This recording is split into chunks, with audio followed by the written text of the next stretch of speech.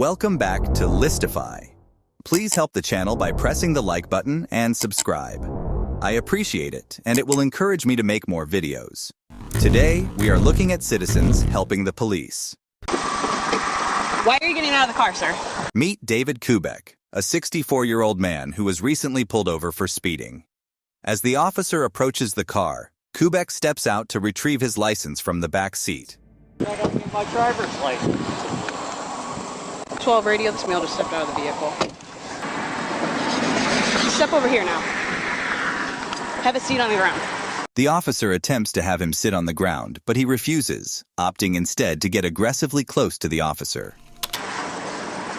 Have a seat. I'm not sitting. I'm not sitting! Back off! Back up! I'm not sitting! Put your hands behind your back. I'm not sitting! I will tase you, sir. Following Kubek's repeated refusal to comply with multiple orders, the police officer pushes him against the car, sparking a physical altercation. Promptly, the officer recognizes that she is overpowered by Kubek. Fortunately, 4 individuals who were passing by exit their vehicles to aid the officer and assist in restraining the man.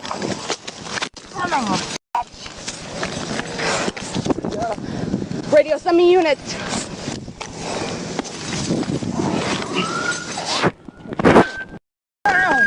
Knock it off, man!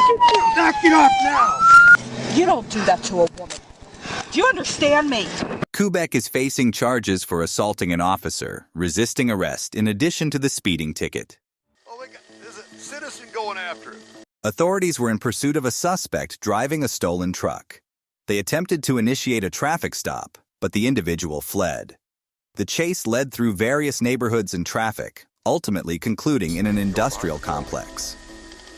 Okay, got him over here. No, he's got nowhere to go. It's over here to the left, Dave. The man fled on foot, leaping over a fence in an attempt to escape from the police. That's a kid.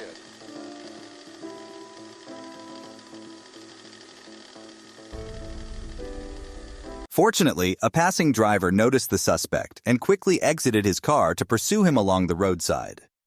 Oh my God, there's a citizen going after him. Boom! Having reached the suspect, he wraps him in a tight bear hug, keeping him restrained until the police arrive. An impressive act of citizen involvement. That was a citizen after him. The occupant of the blue car, suspected of a recent shooting, engaged in a high-speed chase to elude the pursuing police. Amidst the weaving through traffic and multiple law enforcement vehicles tailing closely, an unexpected vehicle attempted to aid the police by assisting in blocking the suspect's path. In this scene, unmarked police cars are present. However, the individual driving the blue truck is not a law enforcement officer. Despite this, the driver takes proactive action by strategically intercepting the suspect's path, aiding the police in detaining the driver by cutting off their escape route. A mother with a baby stroller was walking along an alley, while a truck driven by a Good Samaritan was nearby. They were waiting for a car to pass by. Unfortunately, the car approaching them was being driven by 16-year-old Christopher Baca. Shockingly, Baca appeared to intentionally drive straight towards the mother and her baby. Rachel, the mother, attempted to lift the stroller over the oncoming car. Despite hitting the mother and baby, the driver continued trying to escape. However, just before he could flee the scene, a Good Samaritan took action. He crashed his truck into the fleeing driver's car. Following the incident, the driver pleaded guilty to a hit and run, resulting in a sentence of 5 to 7 months in juvenile detention. This decision caused outrage within the community, including Rachel. To me, it seems almost like a light sentence. You try to kill 2 people, and you get 5 months in a juvenile camp. However, shortly after serving his sentence, Christopher Baca was shot and killed. 2 police officers engaged in a foot chase with a man who fled when they attempted to pull him over for driving a stolen car. The license plate was showing to be a stolen vehicle. During the pursuit, one of the officers begins to tire out due to running in the summer heat while carrying around 20 pounds of equipment, causing his pace to slow down. What's up? Yeah.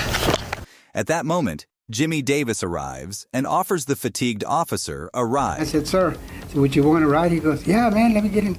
Observing the police chase, Davis, a Good Samaritan, steps in to assist.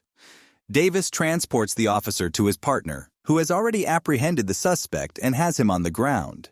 Had to get a taxi, don't mind me.